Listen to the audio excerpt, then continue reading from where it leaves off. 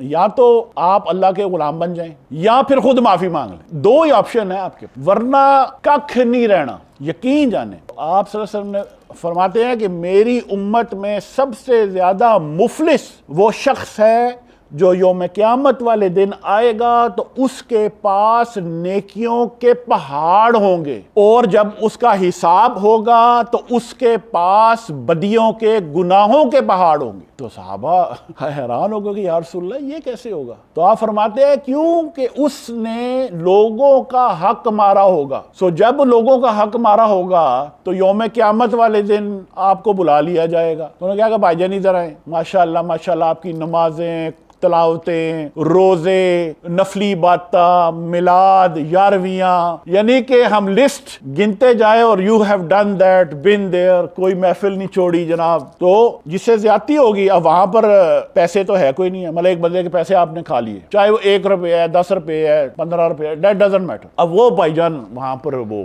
چڑے ہو جائیں گے، انہوں نے کہا میں تو نہیں معاف کر رہا، ہر بندے کو نفسا نفسی ہوگی نا۔ تو اب آپ کی نیکیاں نکال کے اس کو دی جائیں گی، حتیٰ کہ وہ سیٹسفائی ہو جائے گا، وہ کہے گا چلو ٹھیک ہے آئی ایم ڈن۔ انہوں نے کہا اگلا بلاؤ، نیکسٹ، وہ بھی آ جائے گا، انہوں نے کہا جی میرے اتنے دینے، انہوں نے کہا اس کو بھی دو۔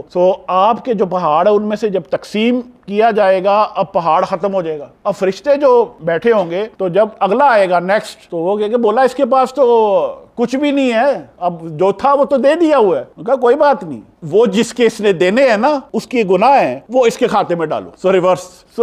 حقوق العباد میں معافی مانگ۔ اور ایک اصول سمجھ لیں، اگر کوئی شخص زبان سے کہہ دیتا ہے نا کہ اس نے آپ کو معاف کر دیا، چاہے وہ دل سے نہ کرے، تو شریعت کا تقاضا پورا ہو گیا۔ اس کے علاوہ کیسز آ جاتے ہیں جہاں پر کسی سے زیادتی ہوئی اور بندہ فوت ہو گیا، اب اس میں ایک صورتیں بنتی ہیں، یا تو آپ ان کے لیے استغفار کریں، اس بندے کے لیے آپ استغفار کریں اور دعا کریں اللہ سے کہ اللہ تعالیٰ آپ قبول کرے۔ آپ ان کے لیے صدقہ بھی کر سکتے ہیں، ان کے لوائقین کو آپ بلا کے تو اظہار کر سکتے ہیں اپنی غلطیوں کا، اور جو بھی اگر کوئی حق وغیرہ تلفی ہوئی ہے تو وہ آپ دے کر کوشش کریں کہ معاملہ کر سکتے ہیں، باقی اللہ سے کہ اللہ کر دے۔ اور آخری صورت جو بنتی ہے وہ اللہ کا غلام، لیکن یہ صورت وہ ہے جو جب انسان طریقت میں آتا ہے اور اللہ کی طرف سفر شروع کرتا ہے تو اللہ کہتا ہے نا وَمِنَ النَّاسِ مَن يَشْرِي نَفْسَهُ ابْتِغَاءَ مَرْضَاتِ اللَّهِ، کہ لوگوں میں کچھ بہت کم کچھ ایسے ہیں جو اپنا آپ بیچنے کے لیے پیش کرتے ہیں اللہ کی رضا کی خاطر۔ وَاللَّهُ رَعُوفٌ بِالْعِبَادِ، اور اللہ بڑا شفقت والا ہے، بڑا نرم ہے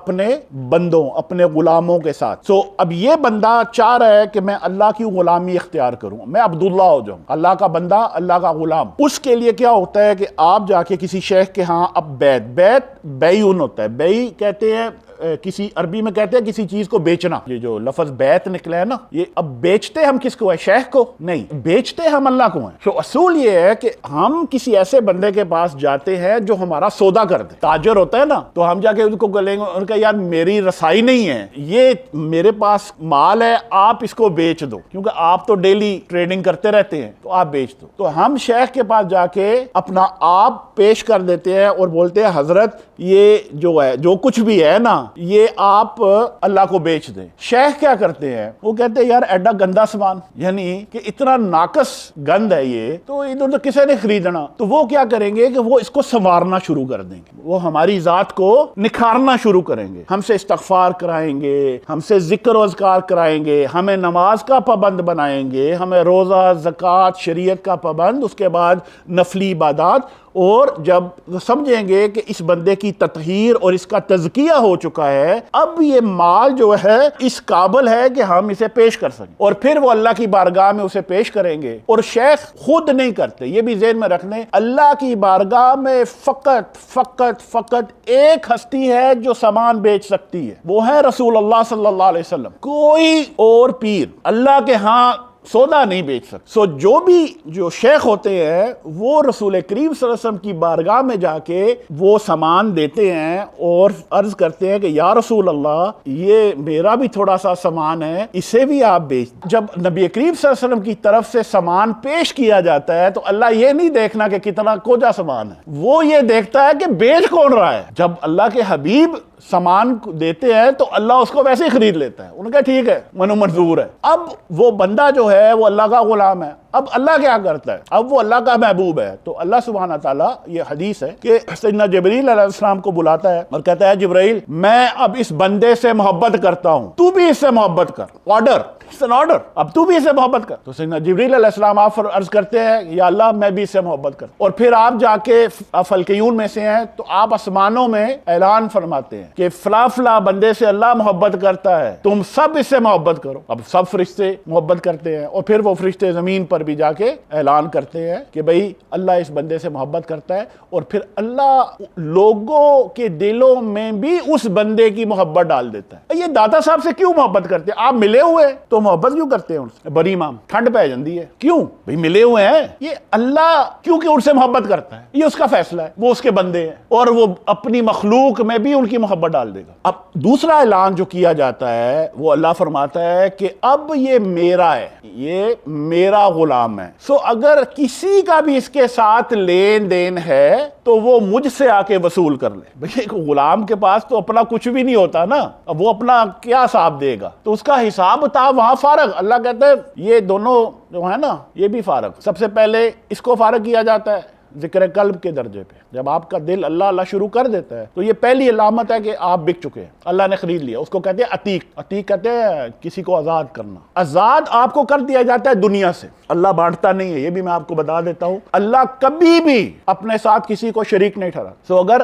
اس کے دل میں اللہ بس گیا ہے تو اب شیطان وہاں نہیں رہ سکتا۔ آپ کے حال میں کیا اللہ شیطان کے ساتھ یہ سودا ہوگا انہیں کہ یار ادھا تو لے لے تو ادھا میرا، یعنی کہ یہ آدھا غلام تمہارا ہے اور آدھا میرا ہے، اللہ کو منظور ہوگا؟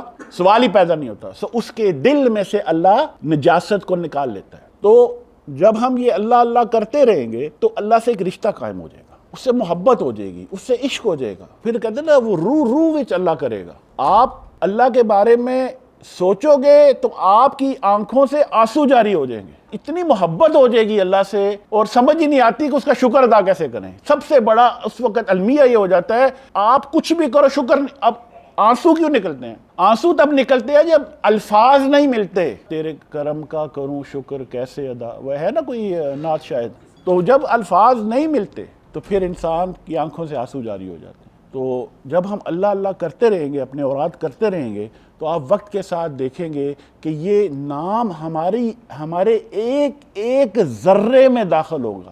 پہلے تو دل میں داخل ہوگا سب سے پہلے، اور آپ کو آواز آئے گی، واللہ آئے گی، اور جب دل میں آئے گا اور یہ آواز گونجتی ہے، یہ ایسے نہیں ہے کہ یہ کوئی آہستہ آواز ہوتی ہے، یا مجھے اس پر نا وہ کہتے ہیں نا کہ سننا پڑتا ہے، میں نے نا غور کر کے وہ لگا کے وہ ڈاکٹر والا تو سن رہا ہوں کہ نہیں، یہ اس کی گونج ہوتی ہے، یہ اس میں اللہ کے ذکر کی گونج ہوتی ہے، آپ کے اندر سینے کے اندر جو ہے وہ اللہ اللہ ہوگی، اور یہ جو نور ہے یہ پھر ہمارے ذرے میں داخل ہو جائے گا، ہر ایک ذرہ جو ہے وہ اللہ اللہ کرنا شروع کر دے، اور وہ مقام ہوگا کہ جب بندہ ہر ذرہ اللہ کا شکر گزار ہے، ہر ذرہ ہمہ وقت اس رب کے نیچے بندہ شکر کے نیچے دب جاتا ہے، جھک جاتا ہے، عاجز ہو جاتا ہے، کیونکہ وہ کہتے ہیں نا کہ پرانے زمانے میں آپ نے سنا ہوگا وہ جو ٹریڈیشنل مووی چودھری صاحب ہوتے ہیں، پھر وہ غریب بابا ہوتا ہے، وہ کہتا ہے چودھری صاحب میری پگ تواڈے قدماں چ ہے، تو پھر ہم لوگ بھی نا اپنی انا اپنی سب کچھ اٹھا کے اس رب کے سامنے ہم جھک جاتے ہیں۔ تو اس کی کنجی سر ہے یہ اسم اللہ، جتنے بھائی بیٹھ اس میں اللہ پر بالکل کمپرومائز نہیں کرنا۔ یہ بظاہراً ہمیں پتہ نہیں چلتا، محسوس نہیں ہوتا کہ اس کا کچھ اثر ہو رہا ہے۔ اب میں بیٹھا ہوا ہوں تو اگر میں کر رہا ہوں جو بھی ہے، میں لوگ اللہ اللہ اللہ اللہ اللہ، اب بظاہراً فیل ہو رہا ہے کہ یہ کیا ہے، لیکن یہ اتنا امپیکٹ ہے اس کا کہ ہمیں اندازہ ہی نہیں ہے، اور پتہ تب چلتا ہے جب دل شروع ہو جاتا ہے، اور آپ دھنگ ہو جائیں گے کہ جس دن وہ شروع ہوگا آپ کو شوق لگے گا، آپ کہیں گے یار یہ آواز کہاں سے آ رہی ہے، اندر سے آئے گی۔